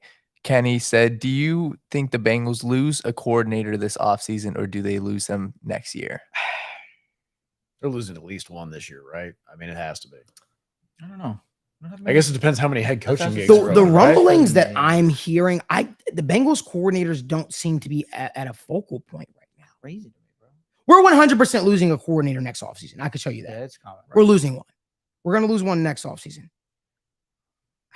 How many jobs are open? Obviously, you got the Texans, you got the Colts. Broncos, you got the Colts, Panthers, sort of. There's another job that's open, but yeah, I'm not allowed to report on it right now for privacy reasons. For some reason, I don't know. Do you see any of them leaving for that, or do you see them wanting a more? I think it's very, very. It's a good thing that Harbaugh is being considered for a head coaching job. It's a good thing that Peyton is being considered for a job. Will there be one of those tempting jobs left for those coordinators? I don't know if, you know, obviously Jim Irsay is a little bit eccentric, and that organization has had its if you ask me, Lou should be the head coach of the Colts. I think the Colts should hire Lou. I think he has ties to Indy. It makes all the sense of the world. I don't think that they're going to go that route, though. I don't think they're going to go that route. That would be true Colts move. It just feels like the star names, the big names that you hear from some of these other teams are getting consideration over. Now, it could just be a thing of, oh, the Bengals are in the playoffs, but that's not even an excuse, because there are teams right now that are in the playoffs and you hear their names. I don't know. I'm blanking. Who's the DC for the 49ers right now? DeMeco Ryans. Yeah, I know he's making the rounds on a lot of different. He's been, you know, next up, and I mean, it's. Gut tells me that no coordinator leaves this offseason for the Bengals. Yeah, really? That's what it's Gut looking tells like me. right now. Unless the Broncos say, you know what, we hate everybody that we interviewed, or this Sean Payton thing isn't going to happen, or Dan Quinn. Do you think Payton even wants Dan to go Quinn, there? Dan Quinn is a guy that's a real player for the Colts job. You ask me, Callahan would be the perfect fit to build, but I think they're going to go with somebody that Russ knows, and I think they're going to go with Dan Quinn. I think he's their pick. I think he's number one. I think Harbaugh is a huge choice for the Colts. DeMeco Ryans seems like the Texans love him. Cardinals job, no? Or Gannon, the Cardinals job, but they like Sean Payton. Iffy-ish. Sean Payton apparently likes that job. At least Klein's also gone though. So yeah, GM's out now. So at least you have that. But yeah, they needed a hard reset. Off topic. Sorry. Yeah, no, it's just tough. I think this is one of those weird scenarios where you got to just see kind of how it all plays out. Kind of like NBA free agency. Yeah. You got to wait for a couple spots to fill out before the middle. Eric Bieniemy's name is nowhere near being mentioned at all. I didn't mention because I know you. I know your thoughts on it, and I know other people have also voiced similar opinions. And yeah, I think that has probably lost some heat, or all the heat. Yeah, let's keep it going. The Platypus has a question about the offensive line. If Adeniji is consistent in the playoffs, do you think he has a chance to be the starter with Lyle coming off that knee and back? I mean, you have to give him a shot, I'd assume. Obviously, depends on Lyle's health more than anything, but definitely got to have some sort of competition in there. Yeah. I would not feel like they would feel like. I feel like that would be like settling. I feel like they would feel like that, especially with the kind of pushes that they've made recently. I think they would be willing to say, hey, we feel comfortable with you being in the swing tackle. But I definitely could see previous iterations of the Bengals organization saying, this is our in-house guy. We like this guy. He comes in and works hard, and we know what he is, and we're going to bring him back. But I think this is a different organization and a different team that would not accept that standard. Yeah, I agree. I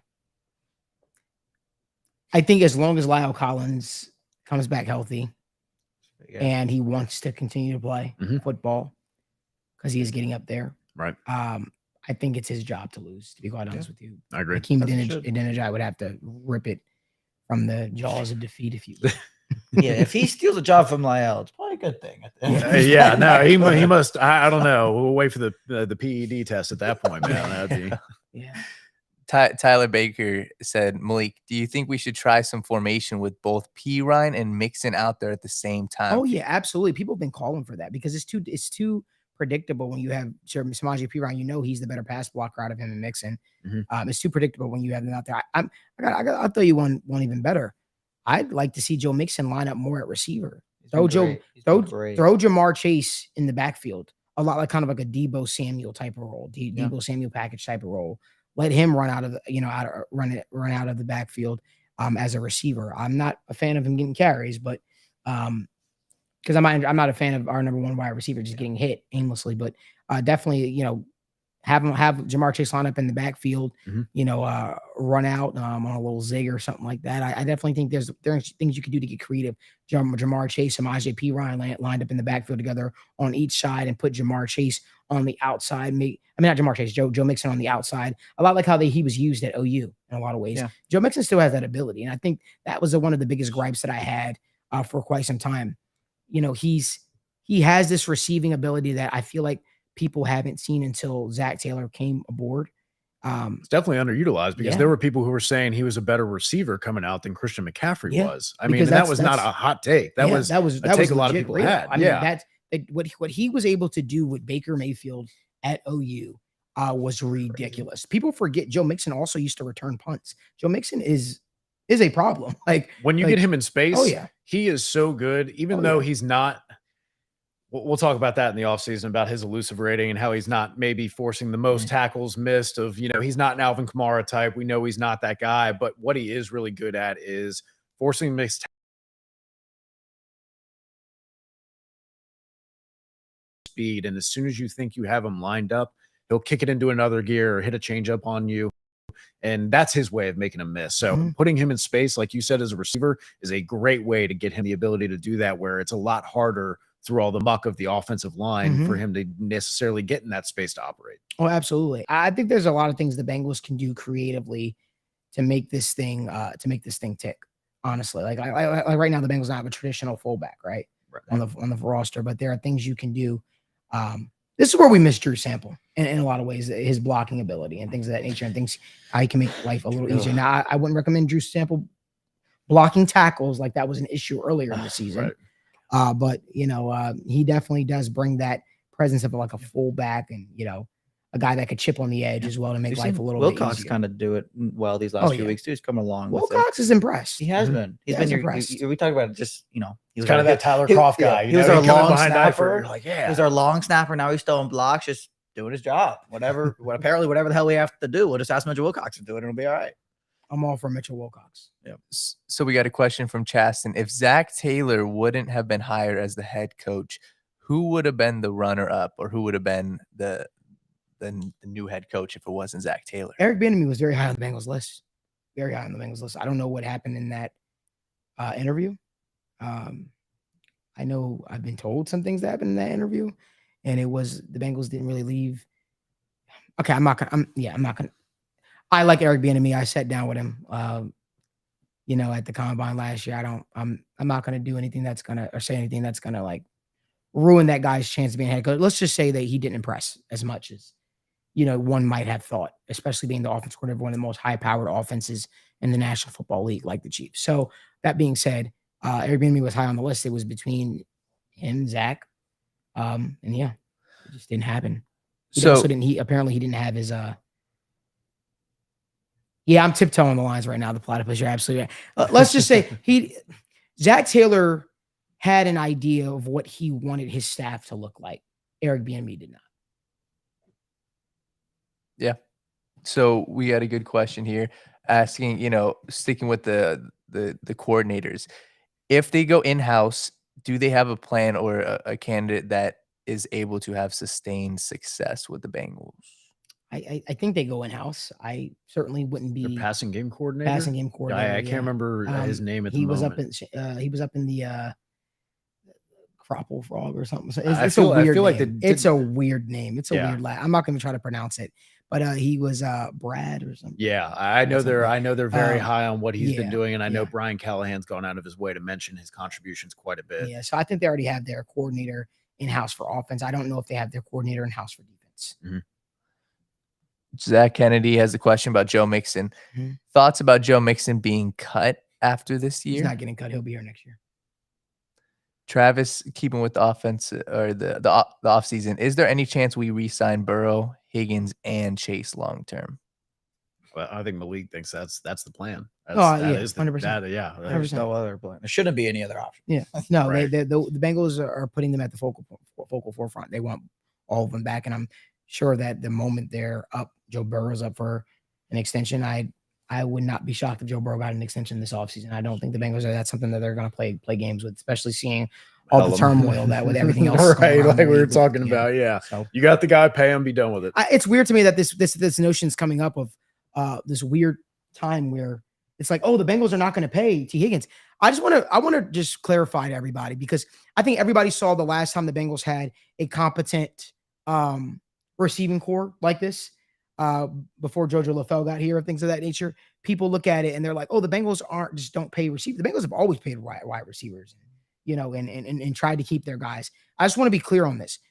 The Bengals tried to keep Marvin Jones. The Bengals tried to keep Mohamed Sanu. They did. Marvin Jones left to be a number one because Calvin Johnson retired. He signed with the Lions. The Bengals matched the exact offer that the Lions gave Marvin Jones. The exact offer. Maybe guarantees might have been slightly off, but ultimately it would have broke down the exact offer. You may tell me you get paid the exact same thing to do without having to be the number one? Marvin Jones wanted to be a number one wide receiver. He saw that as an opportunity. He left. Mohamed Sanu went to be a number two with the Atlanta Falcons because Matt I think Ryan, that Julio Jones. I think that it's a year situation. Mohamed Sanu didn't even didn't catch a touchdown pass. It was a lot of just gadget plays and things of that nature he was involved with. But the Bengals have always tried it. The Bengals have always tried to keep their guys in place, and they did everything in their power to try to keep those guys. Sanu wanted out. He wasn't happy. He was pissed with Andy. He just wanted to be, he was done with the Bengals organization. Marvin Jones wanted to be a number one. He wanted to be in the limelight. That's what it came down to. So they were stuck with their number one wide receiver, future Hall of Famer, I think, Right. AJ Green. And they were to get Jojo LaFell in here. And then they drafted John Ross, and we know how that all played out. But the Bengals have always tried to take care of their guys. They always have. Remember, people forget they paid AJ Green for 2 years and the guy did nothing. I did nothing. Top of market value too. Top of the It market wasn't- value. Yeah, they weren't So tiptoeing around. yeah, it. So Anthony, we already touched on Chris Evans, but he said, is Chris Evans out of the picture right now? define out of the picture though. I mean, I think that He's got a very niche role. yes. Like they've got a few plays in mind for him, but I definitely think they feel more confident with Joe as the main back and with Samaje as their pass blocker. I don't see the way that Chris Evans really works his way on the field outside of being offensive weapon. Mhm. That's I agree. Which sucks because the guy is electric. right. Yeah, no, I wish that wasn't the case, but that's the logjam. It's good to have a lot of good players. So Logan, I got a question for you from Timo. Besides offensive line, what are the top priorities in the offseason, especially in the draft? Ooh, I love the NFL draft, man. I'm so excited for it. I can't wait. I know the season's still going on, but I love the draft cycle. I mean, the Bengals probably need to address corner again a little bit as well. Cheeto's hurt, not going to be here forever. Anyway, contract's coming up. Same thing for Mike Hilton. You got to look in corners. It's just a premier position. Mhm. Like Evan kind of talked about earlier. Those are the guys you draft early. We talked about Lael and Akeem Adeniji. Maybe they want to go back to tackle. Maybe we want to go get a pass rusher again. I think everybody's also obsessed with the local kid, Michael Mayer. Can't really blame him. But I think those are just the basic areas this year. Your premier positions, you just need depth. Bengals have a good roster. Like everybody knows that. You just kind of need, some fillers, and you need some guys that can turn out to be studs. And I think they're going to look, and there's more premier positions this year. Like I said, the tackles, corners, edge rushers, a little bit of everything. I mean, they got a pretty complete team. They're going to probably just really go BPA the whole draft, which is awesome. If it were up to Logan, for those of you who don't know, Logan's a big Devin Asiasi guy. Big tight end guy. The tight tight end end of the guy. future, right? I do want to say on that note, though, free agency is for your team needs. Yeah. The draft is for acquiring good players. Yeah. That is, you do not want to go into that draft going, we have needs at this position and we want to put them in a position this year or maybe even the following. You definitely want to have that plan in place for free agency like they did. And I want to tell everybody that's the healthy cycle of the NFL. You're going to draft guys, you're going to build guys, and some guys you're not going to be able to retain. Some guys are going to move on, but that's why you draft, right? Because the draft is you're essentially building for the future. It gives you that flexibility to sustain after that person leaves. Akeem Davis-Gaither is, I mean, it sucks to say it, but Akeem Davis-Gaither is the guy for if Jermaine Pratt does leave. Yeah. He's the guy, right? He's the athlete who offers that versatility. Exactly. On pass rush He's downs. a guy that could be in pass coverage and do so many different things. I just knowing how much this staff values Logan Wilson, it's very hard for me to see them choosing I agree. Pratt over him. They were jumping for joy when they got him. Weren't they considering him in the second round too? Yeah. And then he fell all They were the way to considering him in the third. second. Right. I mean, T. Higgins was there, so it was a no-brainer. Yeah. So yeah. So worked out. Sticking with the defense, is DJ Reader gonna get an extension after next season, or is his replacement in the draft this year? I think the Bengals are gonna. I mean, DJ Reader's a building block. He'll be here. Exact same way the Bengals used to pay D'Amato Pecco, used to pay Geno Atkins. With nose tackle too, it's not one of those positions like corner or edge where you start to lose your athleticism. It's more about technique. It's more about being that strong, massive human being that we know DJ Reader to be. And I think that's something that you can do and sustain into your 30s comfortably. Yeah, I agree. Raymond said, how many years of success will it take for the NFL to respect us? If you win a Super Bowl this year, the NFL has no. Listen, I think the Bengals get respected a lot after this year, especially because they went 12-4 like that. This is like, I think, one victory off of, we tied the franchise record for most wins. You got a quarterback like Joe Burrow, receivers alpha males like Jamar Chase. You're going to get a lot of respect. And I think that you're going to start seeing that come around the corner. Now, please don't confuse the NFL respecting us for fan bases respecting us. The NFL respects the Bengals, I think, outside of that BS that they did. I don't think fan bases do, because jealousy, success brings about jealousy. And we're seeing that with a lot of fan bases and things of that nature. So you never have to worry about that. There are a lot of teams that never used to respect the Patriots until Tom Brady waved as many rings as he did in their faces. And at that point, it's like, oh, crap, we got to play Tom Brady and the Patriots this week. Well, you'll see it. Some fans will outwardly say, gosh, I wish we had a Joe Burrow, or I wish we had a Trevor Lawrence. And the other fans are saying the same thing. They're just saying it in a different way because they don't know how to deal with their feelings. This is what I was trying to tell people for years. People used to call me a homer. But when you're around football your entire life, right, and you all of you guys are in here, that in the chat as well, you guys are big football fans. You've been around football for a majority of your lives. I appreciate that you guys listening to the show and support it. I don't think that, outside of my sources, I don't necessarily walk around like I know more football than anybody else at all. But I will say that I think that, I think that, it's one of those things where you see what the Bengals were building all this time, and it took, good drafts. Because how many drafts did the Bengals squander? The last few years with Marvin Lewis, 2 or 3 year stretch. They thought that they were the smartest people in the room. They said, we're going to draft Cedric Ogbuehi and Jake Fisher, and they treated Andrew Whitworth bad on the way out. They did. That's something that they did do, and I'm sure that's something that they could go back and they do it over again. But they had the right idea. They did. Just the analysis was behind it. And then you got your talking heads like Pat McAfee and different people like that. They came out and said the Bengals did things wrong. You know what I mean? Like the Bengals, then that's when you can start attacking the Bengals scouting department and talking about how small it is. But sometimes you can't have too many cooks in the kitchen. I think the fact that the Bengals have a smaller scouting department is actually a plus. Some people see it as a negative. I see it as a plus, especially when you have coaches that are able to identify some of the premier talent, whether it be a guy from a big name school, because I'll be honest with you, not every scouting department saw a Logan Wilson and saw a Logan Wilson. Listen, I can tell you right now, the Bengals coaching staff valued Logan Wilson as one of the top players in that draft class. They were absolutely thrilled. Listen, if some of these other teams could go back and they see the way Logan Wilson was playing, they might go back and they might say, you know what, let's draft Logan Wilson. But sometimes if you have too many cooks in the kitchen, you go for the big star names.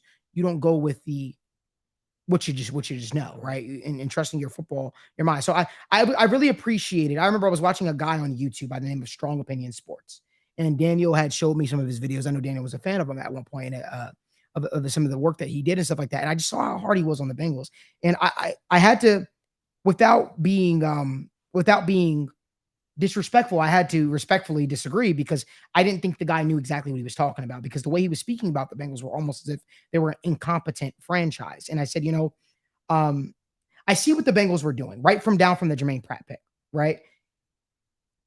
They had to remove themselves from the mold of stuck in the mud linebackers of the old 2003 linebackers. But you have to understand, right? There's philosophies that are different. Like Marvin Lewis would never draft an Akeem Davis-Gaither. Marvin Lewis would never draft a guy that was more of a pass coverage guy, because why? He was for those of you who don't know, Marvin Lewis was the best defense coordinator in the National Football League at one point in time and highly coveted. When he signed here in Cincinnati, it was looked at as a home run pick. He was looked at as a guy that could turn the organization completely around. For the younger fans that don't know that, there you have it. Marvin Lewis was viewed in a very, very, very high light when he first took over Cincinnati. Now, being the defense coordinator of the Baltimore Ravens and all, and the Steelers, I think he was at, or commander, the Washington Commanders, know where they are now. He's used to the old school type of linebacker, the thumper, so to speak. So you got to realize that's a change in philosophy, which is why people were saying, you know what? A team can sometimes take on the identity of their head coach, right? And you look at a guy like Marvin Lewis. Marvin Lewis overstayed his welcome because he wasn't really willing to adapt or change. Now, guys like Bill Belichick, guys like Andy Reid are able to adapt, are able to change with the times. They are able to, which is why they're able to stay at their post as long as they have. Believe it or not, Andy Reid's been the head coach of the Kansas City Chiefs for 10 years now. Remember, he was with the Eagles for forever? He's been with the Kansas City Chiefs for 10 years. Right. So I think it's super important that you have a coach that is adaptable to this change, which is why you see a lot of people going with the younger coaches nowadays. You have to be able to change with the times. And if Marvin Lewis was able to stay with the times, Marvin Lewis probably would still be the head coach of the Cincinnati Bengals to this day, but he wasn't able to. And that's fine. He built a good coaching tree. He had a lot of people that was under him, Leslie Frazier, so many different people that were quote unquote coordinators, right? And they moved on to become head coaches and do different things. He had a phenomenal coaching tree, but and in the National Football League, you have to be able to adapt to every single change. You have to. It's a necessary requirement, which is why I think a person like Zac Taylor is going to be at his post for a long time, because he listens to his players. I feel like that's something he definitely took from the Rams organization, where they had that open dialogue, Yeah. that open communication. You It have wasn't, I know what I'm doing. This is my scheme. And if you just do your job and execute, it's going to work. So just trust me and do your job. I remember there was false reports coming out. The first and sort of second year of Lou Anarumo and Zac Taylor's tenure in Cincinnati. And it was like, oh, they don't listen to their players. They have a closed door mentality. And it was all BS. It was it wasn't further true. It was old players that didn't like change. Old players being asked to do a little bit more, to go the extra mile. And they were like, no. The Jadeveon Clowney mentality. Right. They were throwing I'm too old for this. They were throwing a hissy fit. Hey, I don't want to drop back in coverage. I don't want to do this. I don't want to do that. And that's where you saw all those leaks coming out and things of that nature. And they got rid of all those players and things of that nature. But then you start to bring in your own. Every regime goes through it. Every regime goes through it, especially if you're hiring a guy that people don't think is, to be honest with you, qualified to be in the position that they are. And one could say, based upon Zac Taylor's resume or his record, he wasn't qualified to be the head coach of the Cincinnati Bengals. Objectively speaking. Speaking, of course, right? You look at him. He was like, oh, he's a guy that got fired from UC. He's a guy that just did not work out, right? He was a coordinator, offensive assistant for the Miami Dolphins on a failing staff with Joe Philbin. And then he went on to be the quarterback's coach for the Rams. And he helped, Jared Goff to his best season. So that was the stigma out there on Zac Taylor. But what they didn't realize is the guy literally comes from a coaching family. He's married to Mike Sherman's daughter, right? Mike Sherman, long-term time NFL coach. This guy, I was never shocked. I wasn't really shocked to see the culture that he built. And I think it's important that you listen to players. I think it's important that you have an open dialogue with players, and then you're able to have this type of success. Listen, the turnaround that the Bengals have had is unprecedented. It is, right? Kyle Shanahan completed a very similar one, but I look at it and I say the thing that makes it sustainable is being able to adapt, being able to listen to your players, and being able to look at yourself and say, I don't know everything. And that's okay. That's okay. Open dialogue is huge. Trust. That's why you have a staff. That's Yeah. why you have players. You have those guys to help fill in the cracks where you have those gaps in your knowledge. Or if you get in that situation where you say, hey, this game situation is tight. Yeah. Brian, I need to hand something off to you. Can you Yeah. handle this for a little bit? Mhm. Can you handle that? It gives you that flexibility to constantly shift and like you said, change and adapt Yeah. to circumstances, that there's not as much that's going to catch you off guard, that's not going to sink you. And you were talking about Marvin Lewis and just kind of that old school mentality. And I always think back to the old adage that I don't know if it was Belichick that said big and strong guys are still going to be big and strong in the fourth quarter, but small and fast guys are going to be tired. They're still going to be small, but they're not going to be as fast. You know, I think Marvin Lewis kind of subscribed to that theory too, man. You saw that with a lot of the slower players Not playing rookies. I mean, there was really some weird thing about that, man. I don't know if it's funny. I talked talked to Dre about that. I talked to Dre Kirkpatrick about that, and he said to me, bro, people don't realize I really had to get it out of the mud just to get into the position that I was in to become a starter in Cincinnati. Do you know how many first rounders were ahead of me? People like Terrence Newman and people like Adam Pac-Man Jones, people like Leon Hall. And I told him, I said, I remember your breakout game. He was like, for sure. I was like, yeah, bro. It was against Peyton Manning, Monday Night Football. You had 2 interceptions and you took one back to the house. He said, wow, you remember? I said, yeah, because that's what clinched the Bengals playoff berth that year. Yeah. You know, it's one of those things where, you know, the Bengals went through a lot of mud to get to where they are right now. They went through a lot of mud, and you just appreciate it. I know we're going a little bit over on time, and we're supposed to be a preview show, but I just appreciate how far they've come as an organization, because they really did build it brick by brick, pillar by pillar. It took getting rid of some fan favorites. It took a lot of backlash, but it happened. Right. And now they have their franchise quarterback, a guy that I think through time is going to separate himself as the best quarterback in his respective draft class. I do, through success. I do. He will probably never be the most flashy guy that you look at it, but he will always be a guy that just gets it out of mud and get it done.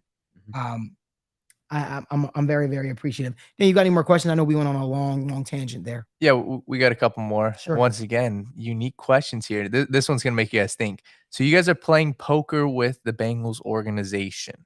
And Evan, maybe you're a poker guy, but who are the 3 people that you'd be most afraid of playing poker with? Joe Burrow. That guy's a weirdo. I'm sorry. He's a weirdo. He seems like he gives off like serial killer vibes. I don't know why. He just seems like he just knows your hand. Like he knows what you're. Just got that cold, calm demeanor in the stare. I feel like he'd have a good poker stare. Yeah, I feel like him, and I would go with. I feel like Lou would be an intimidating person to play poker with. Lou's intimidating, isn't he? Yeah. He's intimidating. No, he's got the old Italian fire in him, man. You know, he gets a little. But his players love him. His players love him. Oh yeah, for sure, man. I think he'd be pretty interesting to play with. Ted Karras would be an interesting one too, just because he feels so nice. But I mean, he's a sinner. He bullies people. You can't really ever pick up on what he is. Like, right, all over the place. I think another guy too, Von Bell. Oh yeah, Von Bell. He doesn't give you anything. He doesn't give you anything. Strictly business. The enforcer. The enforcer. So Sean's asking, you guys don't have to do this, but score predictions for Sunday, Bengals versus Ravens. AFC North matchups are always close. Yeah. For whatever reason. Right. I don't know if I'm not going to score predict this one. You guys can though. 24-14. 24-14. I was gonna say 27-14. So I don't see it being even if they end up putting in, whether it's Huntley, whether it's 60% Lamar, or whether it's Anthony Brown. Like you said, it's a divisional game. It's a playoff game. I think all that together, I I would be surprised to see a blowout. I'd be happy to see a blowout. I'd But love I to see a blowout. I think, coming out to an early lead and then, they might get 1 or 2 and then the Bengals just kind of coast to their, usual between 20 and 30 points and take care of business. Oh yeah. I appreciate the Joe Revels. He says, Malik, do you study your notes? This is amazing. This is amazing info. Recall is amazing. Yeah, I honestly, I love this. I love football. I feel like I'm a walking encyclopedia when it comes to a lot of this stuff. It's funny when people say, "Oh, Sean McVay remembers so many things." I'm like, I do the exact same thing. I have a weird memory when it comes to a lot of this stuff like that, and I'm able to just remember. I remember a lot of things. I remember 2015, one of the most distinctive plays to me of the Andy Dalton era. It was a game-winning drive. And Tyler Eifert, I remember I used to have the big fight with everyone that Tyler Eifert, in my opinion, I thought he was the best tight end in football when healthy. I really did. Or I thought he could have been. I remember Tyler Eifert ran a post route. And this is the play that solidified it for me that I was right, whether I was or wrong or was or not. He ran a post route in between Earl Thomas and Cam Chancellor. Andy Dalton floated the ball perfectly. Tyler Eifert dived out, diving catch, caught the ball. They ran up. They ran another play. Everybody thought it was going to be a spike, and Andy Dalton actually quarterback sneaked it into the end zone. Bengals win.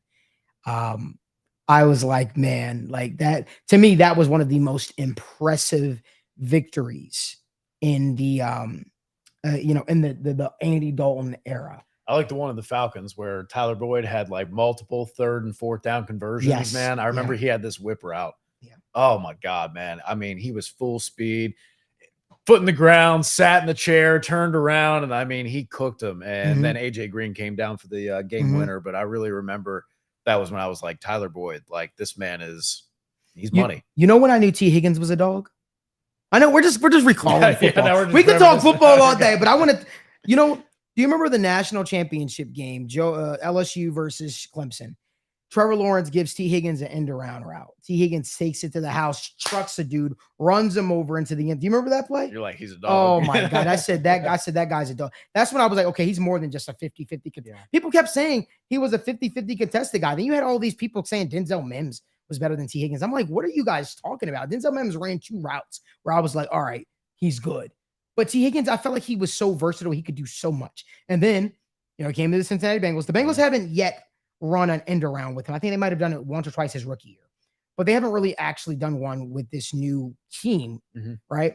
But the Titans game, Joe Burrow scrambles out of the pocket, launches the ball down the field. T. Higgins catches it. I was like, this dude's out of bounds. There's no way he caught that. Right. They said, did he catch that? That was, yeah, man. That's when you knew. That's what I was just gonna say. That's when you knew. That was the first time they kind of like beat somebody they weren't necessarily supposed to beat, and you're like, oh shit, here we go. Yep. He reminds me a lot of DeAndre Hopkins in the sense that like he knows how to work the little space he has and use his body to gain leverage just to give you enough to where Joe Burrow says, you're not open, but you are open because you've got him boxed out. You've got this side. I can throw high and away from you and not worry about it. Like that's an invaluable weapon, man. And I'll be the first to say that I was a little bit lower on T. Higgins after the athletic testing. Really? I was.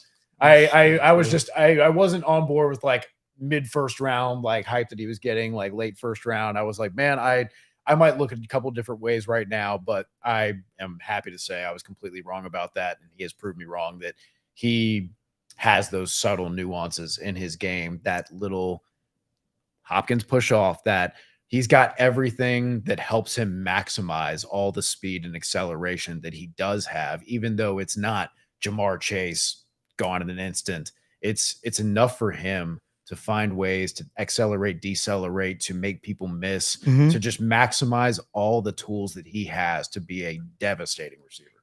I hated the Tyler Boyd pick when we drafted him. I hated it on so many levels. And he was like, oh, he broke Larry Fitzgerald's records at Pitt. I'm like, ugh. I hated it because I felt like we needed something different. And then I remember the one game that made me really, really a believer. Tyler Boyd's rookie year, he was in the doghouse for the most of the year.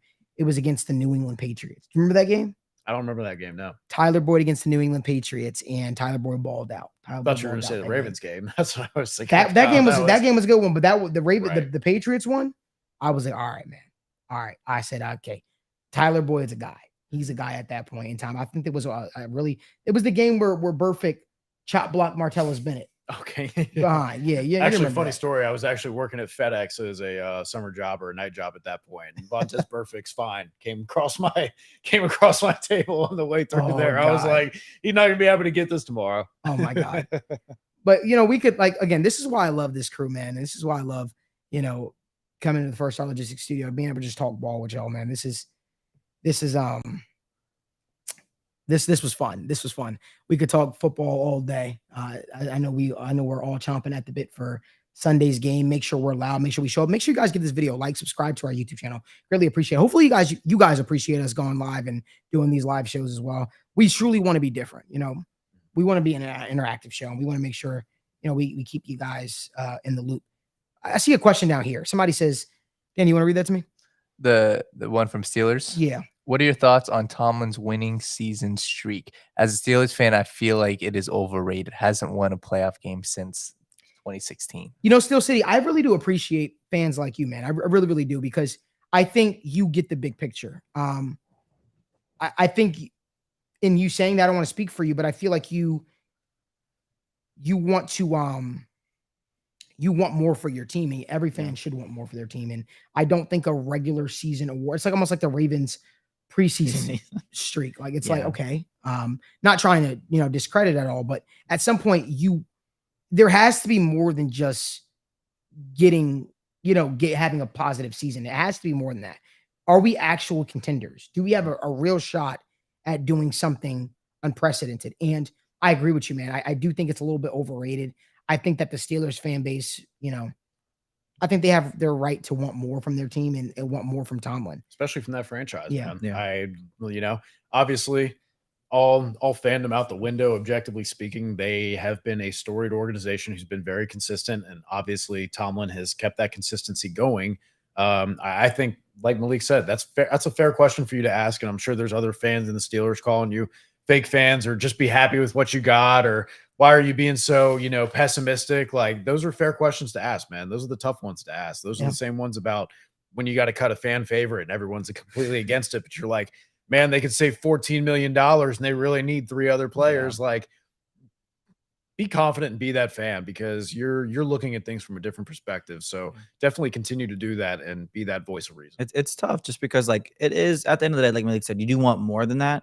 But I mean, there's some years where it feels more impressive than others. Like this year, are they really a 9-win team this year? Yes. No. So it's like, okay, cool record, but there's other years like we only got 9 wins, like it's weird. Like it's a cool thing to have, but like you definitely can't just have that. So it's a little awkward. Yeah.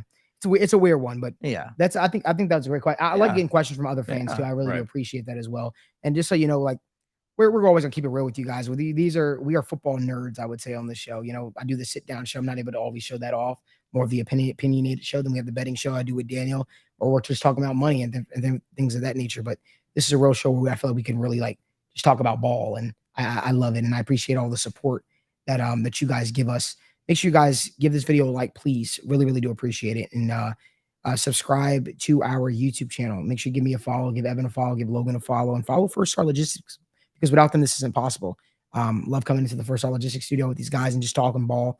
But make sure you guys show up loud to Paycor Stadium this upcoming Sunday. Let's make it uncomfortable for the Baltimore Ravens. And hopefully the Cincinnati Bengals, not hopefully, the Bengals will walk out with a victory. And I expect this to be the Bengals. I expect the Bengals to go on a big run here down the stretch. We appreciate you guys so much for supporting us. We'll see you next Wednesday, same time, 7 p.m. Eastern time, same crew. Give this video a like, subscribe to our YouTube channel. We're out. I fumbled on my words there. But we're out. We appreciate you guys. Have a great night. Up all day and all